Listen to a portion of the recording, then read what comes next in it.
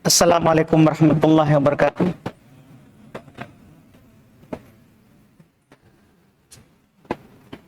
Innal hamdalillah nahmaduhu wa nasta'inuhu wa nastaghfiruh wa na'udzu billahi min syururi anfusina wa min sayyiati a'malina. May yahdihillahu fala mudhillalah wa may yudlil fala hadiyalah. Asyhadu an la ilaha illallah wahdahu la syarikalah wa asyhadu anna Muhammadan abduhu wa rasuluh sallallahu alaihi wa ala alihi wa ashabihi wa man tabi'ahum bi ihsan ila yaumiddin. Amma ba'd. Kaum muslimin wal muslimat jamaah salat maghrib rahimani wa rahimakumullah. Alhamdulillah, kembali pada malam hari ini kita melanjutkan kajian tafsir Al-Quran, tentunya masih di tafsir surah Al-Baqarah. Pada malam hari ini kita insyaallah ta'ala akan membaca dua ayat, yaitu ayat 40 dan 41. Allah subhanahu wa ta'ala berfirman, a'udzu billahi minasyaitonir rajim. Ya bani Israil adhkuru ni'mati allati an'amtu 'alaikum wa aufu bi ahdi ufi bi ahdikum wa iyaya farhabun wa aminu bima anzaltu musaddiqan lima ma'akum wa la takunu awwala kafirin bih wa la tashtaru bi ayati thamanan qalila wa iyaya fattaqun. Dua ayat ini permulaan Allah Subhanahu wa taala menyebutkan Bani Israil. Kita pahami dulu kenapa disebutkan Bani Israil di Quran. Pertama, ini ayat Madaniyah, turun di Madinah. Dan di Madinah ada 3 suku Yahudi. Ada 3 suku Yahudi. Makanya mereka dipanggil di Madinah. Di Makkah tidak ada. Semua ayat yang turun di Makkah itu terkait dengan musyrik, penduduk Makkah. Ketika Nabi di Madinah, maka turunlah surat-surat Madaniyah, mulailah disebut Bani Israil, orang Yahudi, orang Nasrani. Ini supaya kita tidak asing kenapa dipanggil Bani Israil di Quran. Itu sebabnya. Ini surat Madaniyah, ayat yang turun di Madinah. Dan di Madinah ada 3 suku Yahudi. Ada Bani Qoinaqo, ada Bani Nadir, ada Bani Quraidah. 3 suku ini mereka datang dari Syam, karena mereka memang asal Yahudi itu kebanyakan Syam tinggalnya, Palestina dan sekitar. Itu dibilang Syam. Syam itu dulu negara yang luas. Di dalamnya terdapat beberapa negara sekarang yang sudah pecah masing-masing. Iya. Itu ada Suriah sampai perbatasan dengan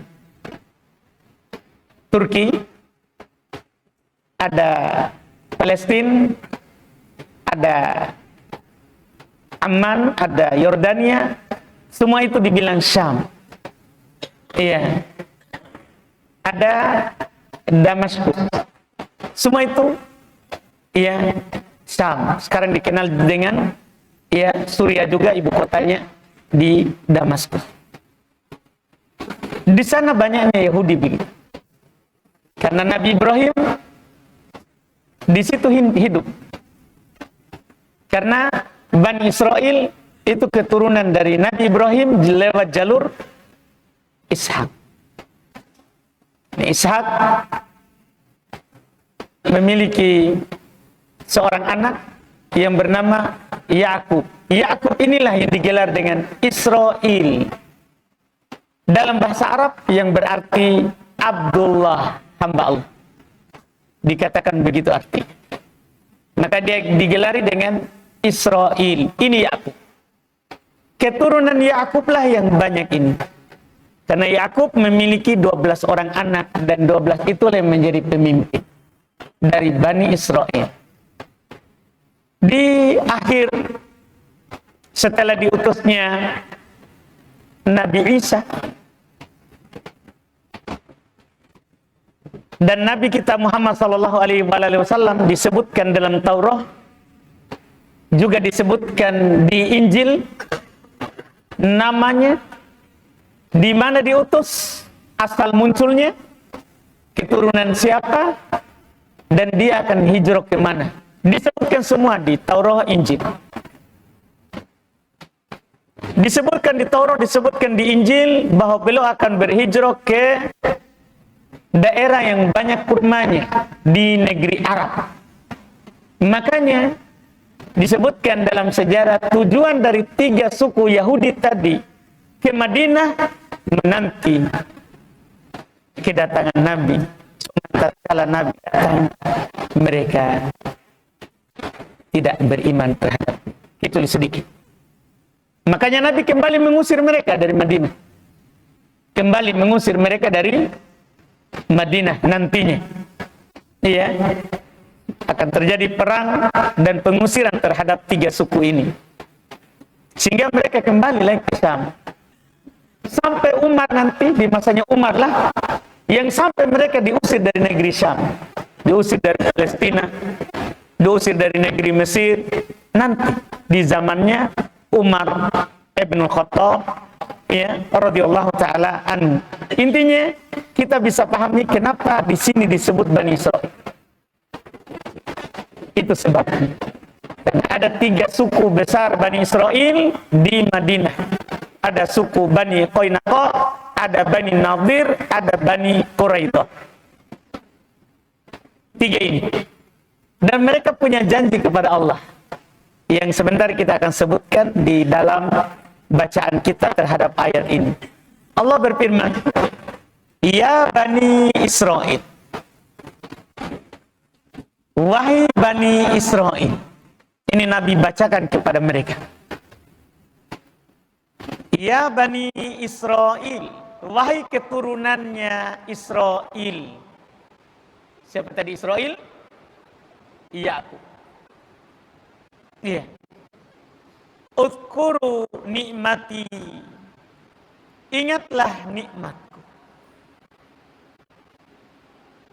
Allati an'amtu alaikum. Yang saya nikmatkan, yang saya berikan kepada kalian. Karena nikmat Allah Subhanahu wa taala terhadap Bani Israel itu sangat banyak sekali. Sangat banyak. Bayangkan, mereka kan waktu hidup Yakub kan terjadi kekeringan panjang bertahun-tahun di Palestina. Dan Ibrahim meninggalkan seorang anak Ishak meninggalkan seorang anak Yakub. Mereka turun-temurun tinggal di sini. Negeri yang sangat subur tentunya. Setelah itu terjadi kekeringan panjang bertahun-tahun, bukan setahun. Sampai hilang semua bekal mereka, tidak ada.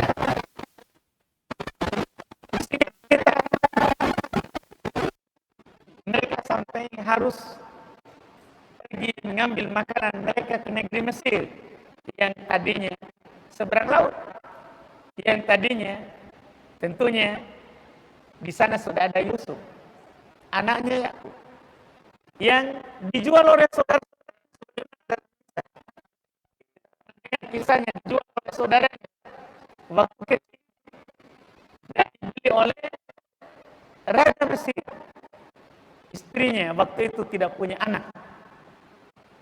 Tidak punya anak. Sampai kita tidak mau sejarahkan itu supaya kita paham kenapa mereka pindah ke Mesir. Saat musim itu kering, maka Nabi Yusuf mengangkat semua mereka. Itulah keturunan Yakub tadi. Semua diangkat ke Mesir. Waktu Yusuf menjadi menteri di kerajaan Mesir. Diangkatlah ke sana dan dimuliakan mereka. Sampai Yusuf meninggal, lama-kelamaan maka Bani Israel dijadikan budak oleh kerajaan Mesir. Bukan raja yang tadi, ini sudah lama. Jadi lama mereka juga tinggal di Mesir. Sampai Allah Subhanahu wa taala mengutus kepada mereka Nabi Musa. Yang Allah Subhanahu wa taala ini nikmat. Nabi Musa ini Allah jaga dari kecil. Bayangkan tukang sihirnya, peramalnya Fir'aun. Fir'aun gelar untuk Raja Mesir, bukan namanya ini. Raja Mesir itu digelari dengan Fir'aun namanya, gelarnya. Rajanya disebut Fir'aun. Peramalnya bilang akan lahir di bulan sekian, seorang anak laki-laki akan menghancurkan kerajaannya. Maka tidak ada anak laki-laki yang lahir kecuali dia bunuh. Tapi ini takdir Allah tidak bisa dilawan. Ketika ibunya Musa melahirkan dia, Allah Subhanahu wa taala wahyukan, ilhamkan kepadanya untuk membuang anaknya itu ke laut. Ke laut. Dia buang betul. Walaupun dia bersedih dengannya, tapi ini adalah perintah dari Allah. Dan Allah Subhanahu wa taala sudah menjanjikan untuknya akan dijagakan. Maka dia buang, dia taruh di tempat. Kemudian Allah katakan faltaqatahu alu Fir'aun. Dia pun dipungut oleh keluarganya Fir'aun. Sama juga dengan ceritanya Yusuf yang jauh sebelumnya dipungut lagi, tapi ini dari bayi, karena dia juga tidak punya anak. Dipungut untuk menjadi penyejuk matanya, tapi itulah awal dari kehancuran kerajaannya.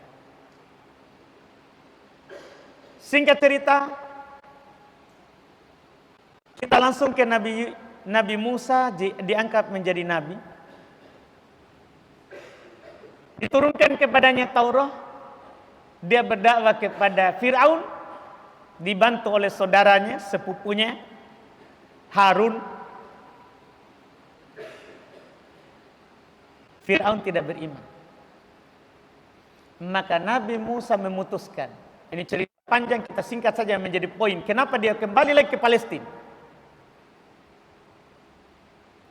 Nabi Musa diwahyukan oleh Allah Subhanahu wa taala karena Fir'aun dan penduduk Mesir tidak mau percaya kepada Nabi Musa karena ini dari Bani Israel, menurut mereka keturunan tidak mulia. Akhirnya Nabi Musa menyuruh seluruh Bani Israel untuk keluar dari Mesir. Keluar dari Mesir. Mereka pun keluar semuanya, dikejar oleh Fir'aun. Dikejar sampai ke pinggir laut Merah ya, antara perbatasan antara Mesir dan Palestina, di sebelah Palestina. Maka mereka tidak punya kapal untuk nyebrang. Iya, di sini nikmat. Pertama nikmat diangkat ke Mesir saat lapar. Tapi sekarang lagi dijadikan perbudakan di Mesir, diangkat kembali ke Palestina dengan cara dikejar oleh Fir'aun bersama bala tentaranya. Bani Israel berkata kepada Musa, "Innala mudrakun." Kita akan didapat ini. Mereka sudah lihat datang semua dan Bani Israel sedikit. Kita akan didapat. Tapi Nabi Musa bilang, kalla inna ma'iya rabbi. Sekali-sekali tidak mungkin, saya punya Rob. Itu keyakinannya para nabi dan para rasul Allah, tentunya itu akan dibantu. Tidak mungkin kita akan dibinasakan di sini. Maka Allah Subhanahu wa taala wahyukan kepadanya untuk memukulkan tongkatnya ke laut. Memukulkan tongkatnya ke laut. Akhirnya lautnya terbelah menjadi 12 belahan. Karena Bani Israel 12 suku. Yang tadi itu. Iya, yang Allah Subhanahu wa taala ingatkan mereka. Sebentar kita akan baca ayatnya di surat Al-Maidah ayat 12. Akhirnya terbelah laut. Itu nikmat. Siapa yang bisa begitu? Dan itu kejadian tidak pernah berulang.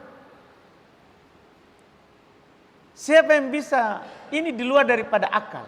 Ini namanya nikmat. Allah katakan di sini, "Udhkuru ni'mati allati an'amtu alaih." Ingat. Ini Allah ingatkan mereka yang di Madinah. Ingat nikmat-nikmatku yang saya nikmatkan kepada kalian. Ini diantaranya. Makanya orang Yahudi mereka puasa di hari ini. Ini bertepatan dengan tanggal 10 Muharram. Mereka puasa Asyura. Dan Nabi SAW anjurkan kita untuk berpuasa karena kita lebih utama daripada Bani Israel terhadap Musa. Musa Nabi Allah. Kita lebih utama untuk berpuasa di hari itu daripada mereka. Daripada mereka. Tanggal 10 Muharram mereka diselamatkan. Dibelah itu laut. Sampai mereka jalan, Fir'aun kejar juga di laut yang sama di belahannya tadi. Dan bala tentaranya. Mereka sudah di pinggir sebelah Palestina. Lautnya menyatu kembali. Binasalah Fir'aun dan bala tentaranya semuanya. Selamat Bani Israel. Nikmat. Nikmat. Iya. Di seberang laut ada di antara mereka yang lanjut perjalanan, ada di antara mereka yang hidup di pinggir laut. Dapat lagi nikmat. Mereka diberikan makanan berupa daging segar, hewan laut, ikan. Cuman mereka dilarang berburu hari Sabtu. Ujian. Kita kalau diberi nikmat pasti ada larangan sebagai ujian. Larangan itu ujian. Kita mampu nggak bertahan. Iya, ini masalah selalu. Karena kita banyak jatuh di ujian. Biar banyak nikmat tak, tapi terhadap larangan sangat susah kita tahan diri. Karena itu ujian. Mereka cuma dilarang berburu hari Sabtu saja. Hari Sabtu kan hari ibadahnya mereka kan? Kan hari ibadahnya orang Yahudi Sabtu. Iya, orang Nasoro Ahad. Mereka Sabtu, kita Jumat. Allah pilihkan kita Jumat. Mereka pilih Sabtu. Dilarang mereka berburu hari Sabtu. Awal mereka taat tentunya. Sabtu kita ibadah. Selain Sabtu saja kita tangkap ikan, kan ada 6 hari. Tapi diuji. Mampu nggak mereka bertahan? Hari Sabtu, ikannya main. Bahkan naik di permukaan laut. Jalan. Banyak di atas permukaan laut. Selain Sabtu, enggak ada. Inilah dibilang ujian. Iya, kita mampu nggak bertahan itu. Sementara dilarang berburu hari Sabtu. Itu nikmat. Nikmat itu sebenarnya dikasih. Iya, apa susahnya istirahat sehari? Cuman mereka tidak mampu bertahan. Apakah dia berburu hari Sabtu? Tidak. Dia pasang hari Jumat. Dia ambil hari Ahad. Kan tidak berburu hari Sabtu. Sama. Iya, mereka mau menipu Allah. Allah kan tidak bisa ditipu. Tidak bisa kita akal-akali begitu. Iya, makanya kita ini di Islam diharamkan riba. Terus kita diharamkan yang namanya bai'ul inah. Kita tahu bai'ul inah. Bai'ul inah itu diharamkan dalam syariat. Kenapa? Karena itu akan semisalnya nanti dengan orang Yahudi. Dilarang berburu Sabtu, tidak, dihaluskan. Dia pasang perangkapnya hari Jumat. Dia tidak panen Sabtu. Nanti kan masuk semua ikannya itu. Hari Sabtu, dia panen kapan? Ahad, baru diangkat. Tapi kami tidak buru hari Sabtu. Maka kita di ujiannya adalah jual beli riba.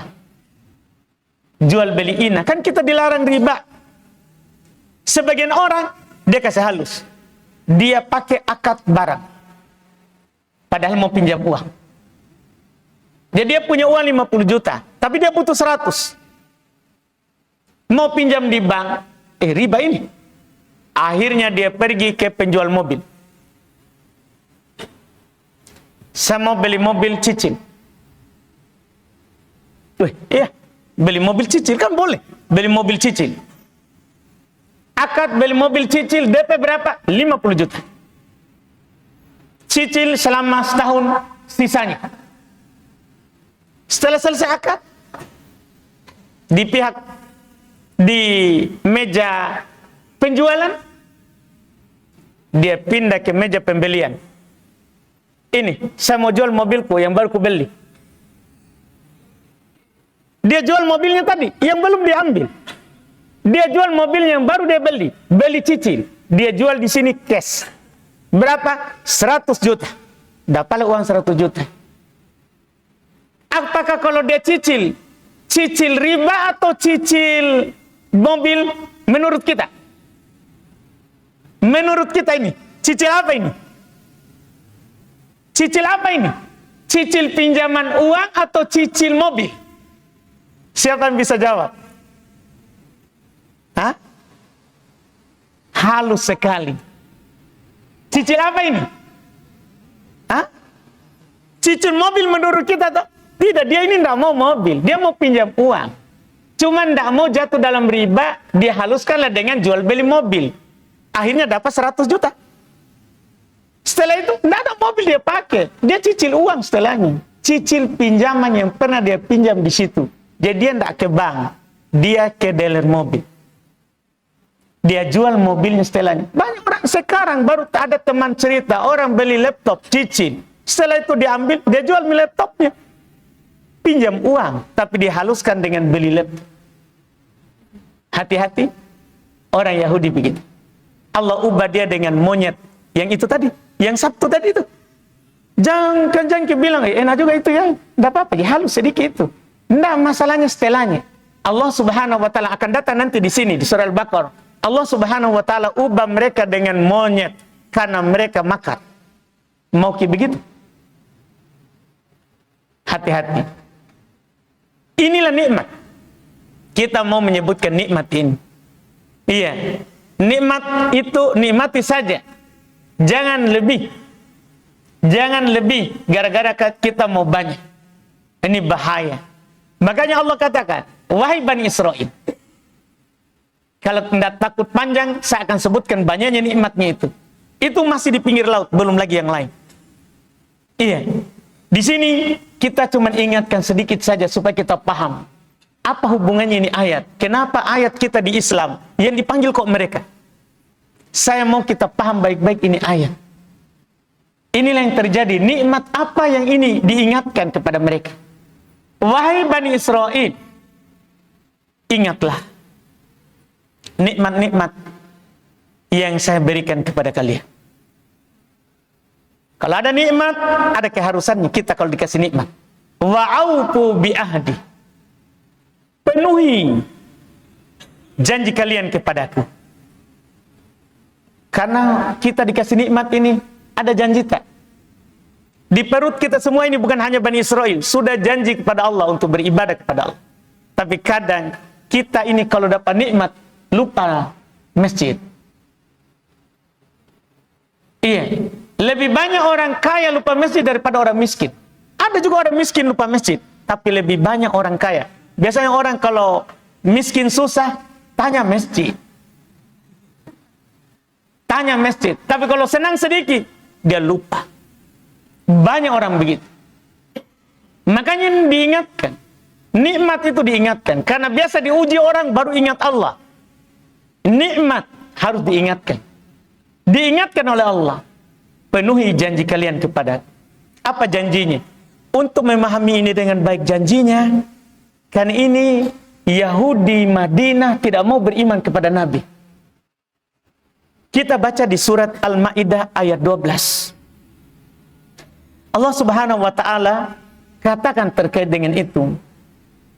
Walaqad akhadallahu mitsaqa bani Israil wa ba'atna minhum itnai asyara naqiba wa qala Allah inni ma'akum la in aqamtumus shalah, itu janjinya, wa ataitumuz zakah wa amantum birusuli wa azzartumuhum wa aqradtum Allah qardon hasana.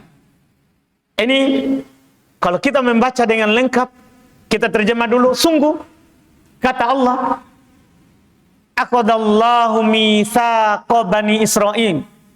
Allah Subhanahu wa taala telah mengambil perjanjian terhadap Bani Israil. Telah mengambil perjanjian terhadap Bani Israil. Wa ba'atna minhum itnai asyara naqiba. Dan kami telah mengutus kepada Bani Israil 12 pemimpin. Itulah tadi anak-anaknya Yakub itu jadi pemimpin mereka. Karena Bani Israil dipimpin oleh para nabi. Bani Israil, nikmat apa itu? Iya, dipimpin oleh para nabi, dijamin keadilan. Tidak ada seorang pun didolimi. Kami telah mengutus, membangkitkan, memberikan, memilihkan kepada kalian 12 orang pemimpin. Wa qala Allah, dan Allah berkata kepada mereka, janji Allah ini, inni ma'akum, saya, kata Allah, akan selalu bersama kalian. Ini Al-Maidah 12. Ini janji Allah ini. Inni ma'akum, yang di sini dikatakan aufu bi'ahdi, penuhi janji kalian kepadaku, ufi bi'ahdiku, saya akan penuhi janjiku kepada kalian. Ini janji Allah. Inni ma'akum, saya akan selalu bersama kalian. Tapi ada syaratnya. La in aqamtumus shalah. Syarat pertama, jika kalian tetap mendirikan sholat. Wa ataitumuz zakah, mengeluarkan zakat. Wa amantum birusuli, ini yang berat ini. Dan kalian beriman terhadap seluruh rasulku, itu janjinya. Kalian beriman terhadap seluruh rasulku. Mereka beriman kepada rasul Bani Israil, tapi diutus Nabi Muhammad, tidak percaya dia. Iya kan? Gara-gara bukan dari keturunan Yakub, bukan dari jalur Ishak, dari jalur Ismail. Nah, apa bedanya? Kan sama-sama nama anaknya Nabi Ibrahim. Kan Nabi Muhammad dari keturunan Ismail, anak pertama dari Ibrahim. Kenapa harus di situ? Baru kalian beriman. Dan kalian sudah berjanji. Bahkan, saya sudah bilang tadi, 3 suku itu kenapa ke Madinah? Kan mau, kalau diutus Nabi, dia mau percaya. Dia mau beriman. Itu kan, itu janjinya. Dan kalian beriman kepada rusuli, rasul-rasulku. Wa azzartumuhum, kalian membantu mereka. Wa aqrartumullah, dan kalian meminjamkan apapun yang kalian bisa pinjamkan kepada Allah dengan pinjaman yang baik. Iya. Kalau dia sudah lakukan itu, maka Allah katakan di ayat ini, di sini di Al-Baqarah ini, penuhi janji kalian kepadaku, ufi bi'ahdik, maka pasti saya akan penuhi janjiku kepada kalian. Apa janji Allah? Kalau mereka melakukan itu tadi, kembali ke Al-Maidah 12 tadi, Allah katakan, kalau mereka penuhi itu, la ukaffiranna ankum sayiatikum, kata Allah. Saya, kata Allah, akan memaafkan dari kalian seluruh kesalahan-kesalahan kalian. Diampuni semua dosanya, pelanggaran apapun sebelumnya dimaafkan. Yang penting kamu penuhi tadi janji itu. Itu pertama. Yang kedua, Wala udkhilannakum jannatin tajri min tahtihal anhar.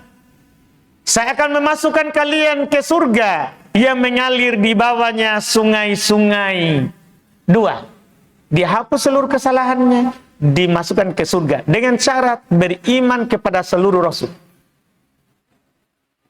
Bahkan beriman kepada Nabi Muhammad. Makanya Nabi Muhammad katakan, la yasma'u bi Yahudiyun wala Nasraniyun falam yu'min bi. Tidaklah mendengar saya telah diutus seorang Yahudi atau Nasara, terus dia tidak beriman kepadaku, maka tidak ada janji Allah dipenuhi untuk. Bahkan kata Nabi, laukana Musa hayyan, laukana akhi Musa hayyan, sekiranya saudaraku Musa hidup, tidak ada kelapangan untuknya illa ayat tabi'ani. Tidak ada keluasan baginya kecuali mengikutiku. Bahkan kalau Musa hidup, apalagi umat. Kan itu sudah janji. Kalau mereka penuhi itu, maka Allah akan penuhi janjinya ini. Tapi kata Allah di penutup Al-Maidah ayat 12, faman kafara ba'da dzalik minkum. Siapa yang kafir setelah itu dari kalian? Ini masih berbicara kepada Bani Israel. Siapa yang kafir, tidak beriman kepada Muhammad di antara kalian setelah itu, faqad dhalla sawa'as sabil, maka sungguh dia telah sesat dari jalan yang lurus. Sesat kalau tidak memenuhi itu janji. Ini yang Allah ingatkan di sini. Aufu bi ahdi. Penuhi janji kalian kepadaku. Ufi bi ahdikum. Saya akan penuhi janji saya kepada kalian. Wa iyaya farhabun. Kemudian Allah tegaskan di penutup. Wa iyaya farhabun. Dan hanya kepadaku kalian hendaknya takut. Karena kita ini, kalau kita memang beriman, tidak boleh takut kepada siapa. Harus takut kepada Allah. Allah telah perintahkan. Orang Yahudi begitu. Allah katakan, kalau memang kalian penuhi janji kalian, saya akan penuhi. Dan hanya kepadaku kalian takut. Tidak boleh kepada selainnya. Terkait dengan kita, juga seperti itu perintah Allah. Fala takshawhum wakhshawni in kuntum mu'minin. Jangan kalian takut pada mereka. Manusia sesama kalian. Takutlah hanya kepada aku. Jika memang kalian beriman. Kita ini, kalau ini kita. Kalau tadi orang Yahudi. Jika memang kalian beriman, jangan takut mereka. Oleh karena itu, baiat yang dibaiatkan oleh para sahabat kepada Nabi Sallallahu Alaihi Wasallam, di antara isi baiat mereka adalah tidak takut celaan orang-orang yang mencela karena mengamalkan syariat. Itu baiat Aqabah yang kedua. Baiat Aqabah yang kedua sebelum Nabi berhijrah ke Madinah, penduduk Madinah yang datang ada 73 orang yang datang hijrah untuk menjemput Nabi bawa ke Madinah. Tapi kan Nabi tidak bisa langsung pergi sebelum ada wahyu dari Allah. Tapi saat musim haji itu, mereka bersumpah kepada Nabi. Di antara isi sumpahnya adalah tidak takut celaan orang-orang mencela kalau mengamalkan syariat. Kan syariat ini, Pak, kalau kita amalkan, pasti ada orang yang mencela kita. Panjang sedikit jenggot tak, dibilang maki kambing. Iya. Tinggi sedikit celana tak, dibilang maki kurang-kurang kain kah? Atau banjir? Begitu. Padahal karena mempraktikkan sunnah. Orang di sana yang menyelisih sunnah, tidak pernah. Biar kasih lebih celananya 1 meter. Tidak ada orang bilangnya apa-apa. Karena kita mengamalkan sunnah, pasti ada yang mencela. Pasti ada yang mencela. Tidak boleh tidak. Maka itulah baiatnya. Itulah baiatnya. Nah, ini yang harus kita pahami. Kita takut kepada manusia atau takut kepada Allah. Mungkin satu ayat ini. Sepertinya tidak bisa ayat kedua. Mohon maaf ini. Saya terlalu panjang kayaknya intro di awal itu tadi. Menyebutkan orang Yahudi tadi. Tapi saya pengen kita paham baik-baik. Kenapa ini surat Madinah, turun di Madinah yang dipanggil Bani Israel. Jangan sampai kita pahami Bani Israilnya ada di Syam. Tidak, ada 3 suku di Madinah yang datang sengaja ke Madinah menunggu Nabi hijrah. Karena mereka tahu ini sudah zaman naungan kenabian. Iya, mereka bahkan kasih tahu Salman kan, yang Salman orang Persia penyembah api. Dia bilang kalau kamu mau, sekarang tidak ada lagi orang yang berada di atas agama yang murni, agamanya Nasara, agamanya Yahudi. Tapi ini di masa kenabian ini akan datang kepada kita ini zaman kenabian. Salman bertanya, di mana? Dia akan hijrah, dia akan keluar di Arab, diutus di Arab dan akan hijrah ke Madinah. Salman ke Madinah, rela jadi budak untuk itu. Diperbudak juga oleh orang Yahudi untuk ke sana. Inilah kenapa di sini yang disebut Bani Israil. Wallahu alam, kita cukupkan dulu itu karena kita kalau masuk ayat 41 itu akan terlalu panjang. Kita cukupkan dulu, belum masuk waktu, Pak. Tidur saudara kita? Belum ya? Belum. Kita masuk dulu di pertanyaan. Ada pertanyaan, Pak? Silakan, Pak.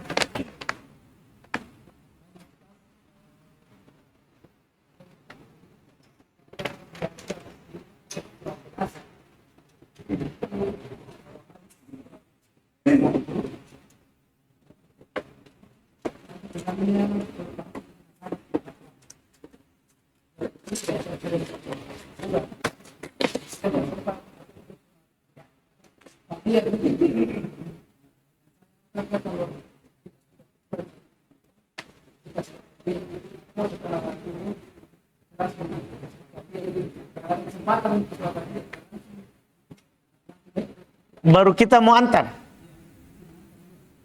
Baik. Kalau kita tidak antar sebenarnya langsung saja sholat ba'diyah setelah sholat jenazah. Karena sholat jenazah itu kan tidak ada rukun, tidak ada sujud. Jadi dia hanya doa. Berdiri, takbir 4 kali, doa. Kan begitu isinya. Inti daripada sholat jenazah adalah doa. Makanya dia boleh disolatkan di kuburan juga. Karena dia tidak ada ruku, tidak ada sujud.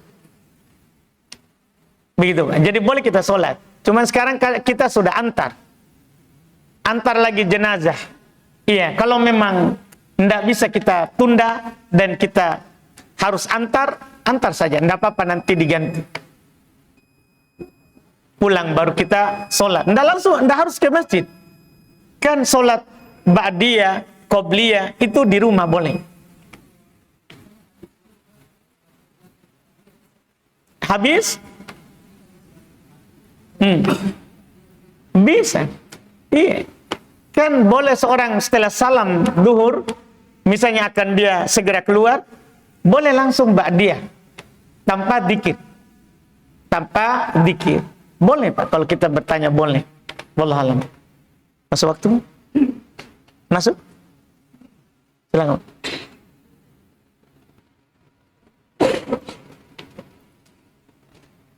Baik, kita lanjut sini ada pertanyaan. Ustaz, berdosakah saya jika ikut berbuka puasa bersama orang yang berpuasa? Wah, kejadian ini ya. Sementara saya tidak berpuasa. Iya. Tergantung, Pak. Itu yang bawa makanan di belakang. Apakah memang untuk orang berpuasa atau untuk tamu masjid? Gitu saja. Siapa yang bawa makanan ini? Kasih tahu dulu kita ini, supaya teman-teman ini enak makan begitu. Iya. Gimana? Hanya untuk yang berpuasa, yang bawa jalan kote atau kopi teh, gimana ini? Ya, halal ya, umum ya. Tapi kita yang bawa, kita bilang halal baru yang bawa tidak. Gimana ini? Karena kalau yang bawa bilang untuk yang berpuasa, al-muslim ala syurutihim, kata Nabi. Muslim tidak ada syarat, tidak boleh dimakan oleh orang yang tidak berpuasa. Tidak boleh. Tapi kalau memang dibawa untuk semua orang yang datang ke sini yang mau makan halal, halal. Jadi itu dulu. Tanya dulu itu yang bawa. Iya. Gimana nih? Wakili dulu. Siapa yang bawa? Satu orang saja. Tidak ada ya, susah ini. Alhamdulillah. Saya juga mau bilang halal, bukan saya yang bawa. Iya kan begitu. Bagi kita tadi, tergantung. Kalau memang orang bisa makan biar puasa atau tidak apa-apa. Cuman kalau orang yang di situ ciri-cirinya yang makan adalah yang berpuasa, jangan makan. Karena seorang tidak boleh, jangan sampai orang tahu puasa. Orang puji kita dengan apa yang kita tidak lakukan. Jangan sampai orang puji kita dengan apa yang kita tidak lakukan. Kan orang munafik yang suka begitu. Suka dipuji dengan apa yang dia tidak lakukan. Jadi kalau dengan sebab itu orang akan bersangka kita puasa, jangan ikut duduk. Jangan, biar enak jalan kotanya, biar. Jangan makin. Iya, jangan. Nanti orang kira kita puasa. Tidak puasa. Kecuali itu tadi, syaratnya umum, siapa saja boleh makan walaupun tidak puasa, berarti tidak ada kesamaran. Kan orang akan lihat, oh di baris itu biar tidak puasa aja makan. Tidak apa-apa. Iya, tergantung syarat dan tergantung keadaan di masjid ini, wallahualam. Ustaz, saya sering ikuti kajian Ustaz berpindah-pindah masjid, tapi saya masih suka mendengarkan musik. Karena saya masih kerja di tempat penyiaran yang berhubungan dengan musik. Ya, yang pertama, jika bisa, ya kita ganti pekerjaan. Karena memang kadang kita tahu sesuatu itu tidak boleh, tapi karena kita masih di situ, kita sangat besar, ya, kemungkinan akan jatuh. Makanya ada orang disebut di Bukhari Muslim hadits, kisah orang sebelum kita. Dia telah membunuh 100 orang dia bunuh. Karena tinggal di lingkungan. Dalam hatinya dia mau baik. Bahkan sudah 99 itu, dia cari jalan. Sudah 99 ini, dia cari jalan untuk tobat. Bertanya kepada seorang ahli ibadah di tempat ibadah. Dia bilang, saya ini sudah bunuh 99. Masih ada keharapan. Itu menunjukkan dia masih mau tapi tinggal di wilayah itu. Akhirnya tadi juga itu orang tidak tahu, dia jawab, tidak ada ampun, 99 kamu bunuh. Akhirnya dia bunuhlah itu orang yang jawab. Genap 100. Yang itu dia bunuh karena kejahatan. Yang satu dibunuh karena kebodohan. Dia tidak tahu, dia jawab sembarang. Akhirnya dibunuhlah karena kebodohannya. Sampai pokoknya dia sudah 100 ini, tapi masih mau berubah. Dia datanglah kepada seorang alim. Dia bertanya, saya sudah bunuh 100. Apakah masih ada jalan untuk saya tobat? Dia bilang, apa yang menghalangimu dari pintu tobat? Bertobat kamu kepada Allah. Tapi kamu jangan lagi di sini, di daerahmu itu. Kamu pergilah ke daerah sana. Di sana orang-orang beribadah kepada Allah. Beribadahlah kepada Allah bersama mereka. Itu anjurannya.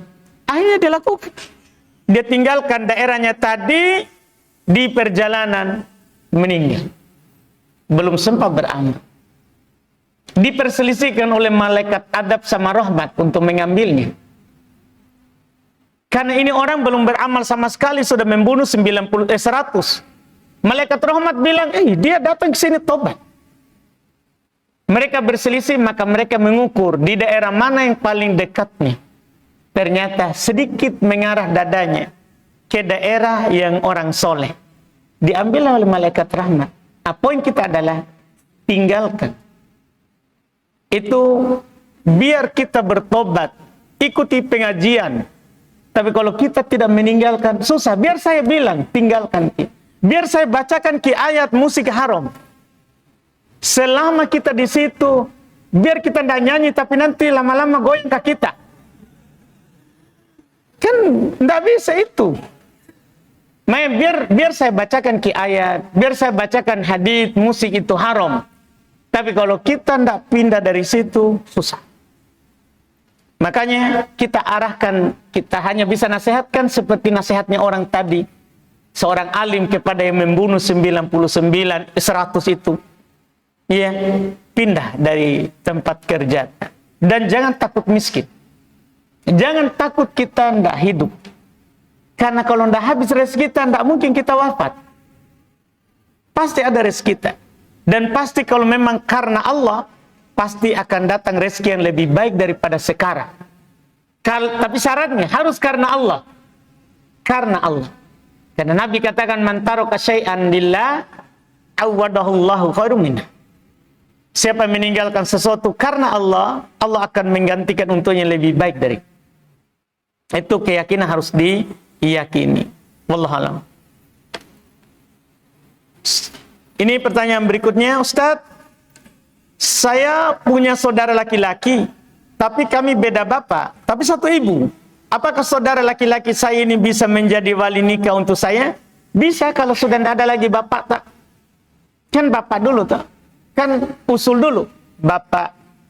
Kalau tidak ada bapaknya, bapak. Ke atas dulu.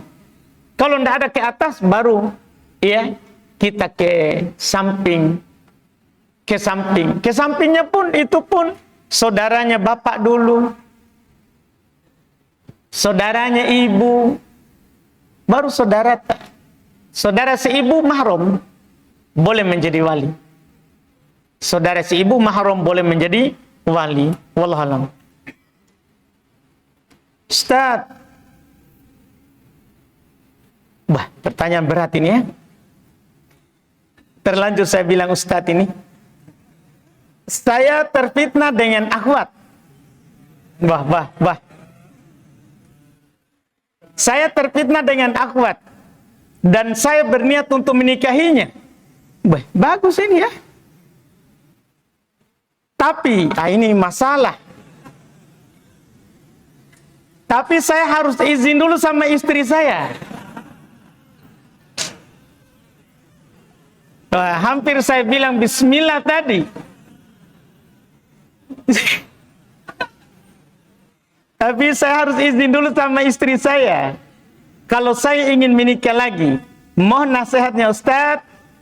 Bagaimana cara menasihati istri bahwa saya mau menikah lagi, bukan untuk mengganti, tapi hanya untuk menambah. Wah, asli kita ini ya, niat yang sangat mulia. Iya, niat yang sangat mulia. Dia bilang sini tadi apa ini? Mohon nasihatnya ya, bagaimana cara menasihati istri. Kita yang tahu itu Pak. Ada di bawah istrinya. Bahaya juga kita ini ya. Kita mau kasih berkelahi saya ini. Iya. Jadi kalau kita bilang bagaimana cara menasihati istri, itu susah bagi saya itu. Kenapa? Karena saya tidak tahu istri tak. Tipenya bagaimana. Malah kita yang lebih bagus. Karena kita sudah tahu luar dalam perasaannya. Kita yang tahu itu. Maka cari jalan sendiri. Untuk menasehatinya. Iya, gimana ini?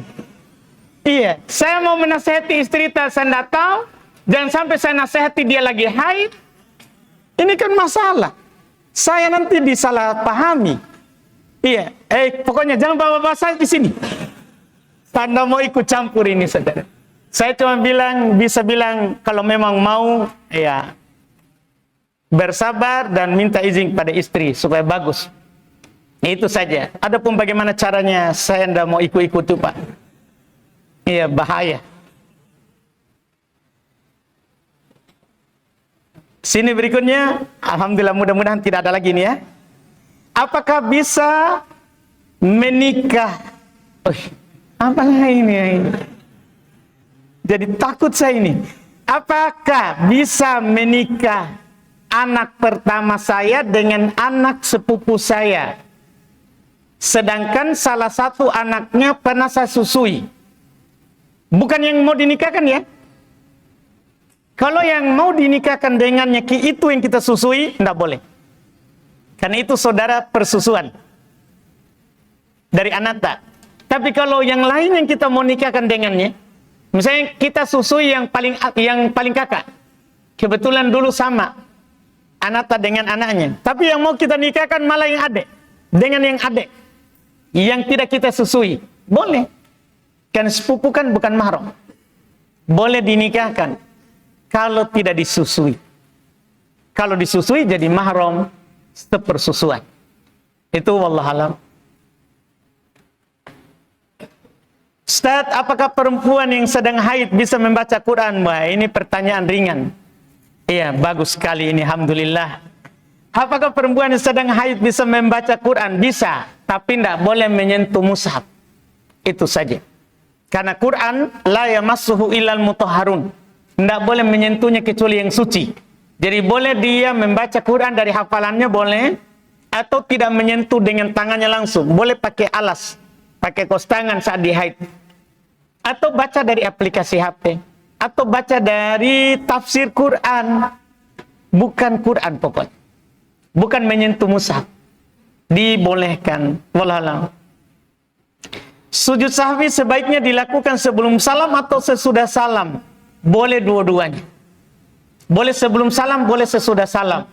Dan paling utama adalah kalau kita menambah jumlah rakaat, lebih utama setelah salam.